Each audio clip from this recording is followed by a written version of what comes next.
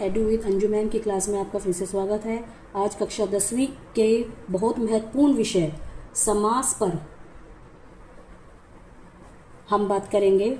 समास जो संधि से बिल्कुल उल्टा है या बिल्कुल अलग है। जैसे हम कह सकते हैं संधि होती है जिसमें दो व्यंजनों या दो वर्णों का संयोग होता है। समास में दो शब्दों का संयोग होता है या किसी शब्द का लोप होता है। जैसे हम कह सकते हैं समास दो शब्दों को जोड़कर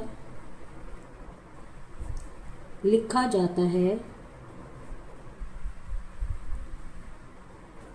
और वाक्य में प्रयोग होकर उसे एक विशेष अर्थ देता है।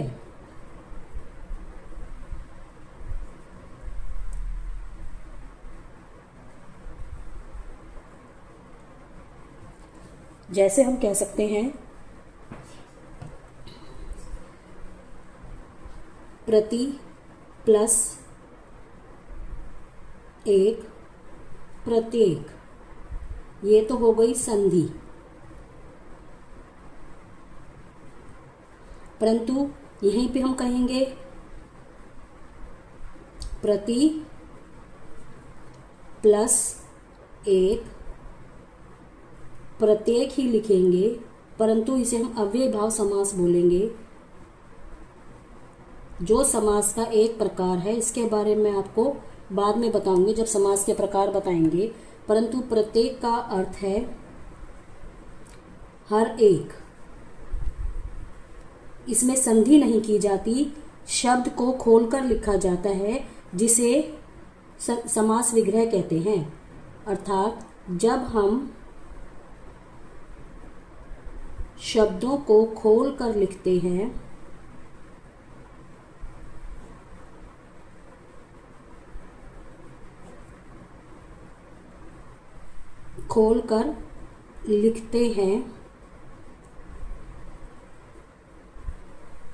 उसे समास विग्रह कहते हैं।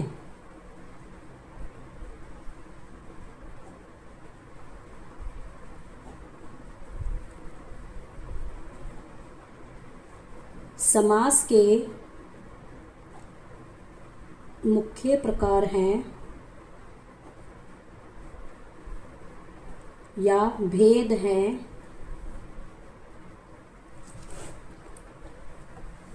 सबसे पहले अव्ययी भाव समास,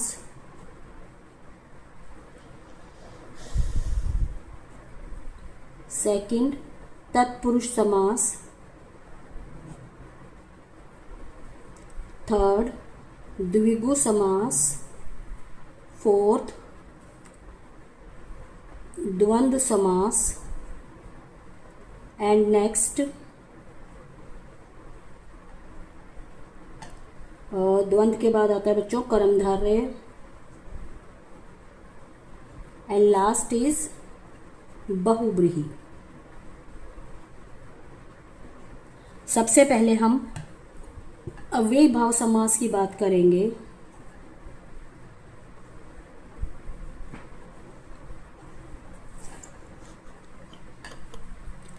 जिसमें पहला पद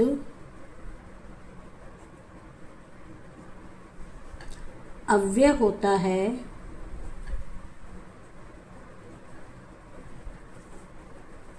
और वही प्रधान होता है।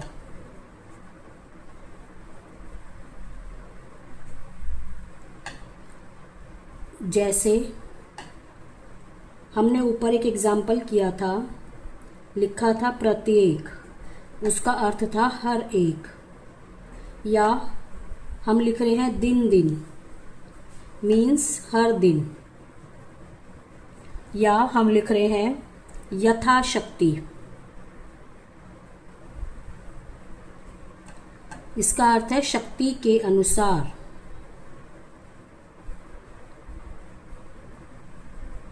तो तो इसी तरह इसके और भी अर्थ होंगे और भी इसके उदाहरण होंगे।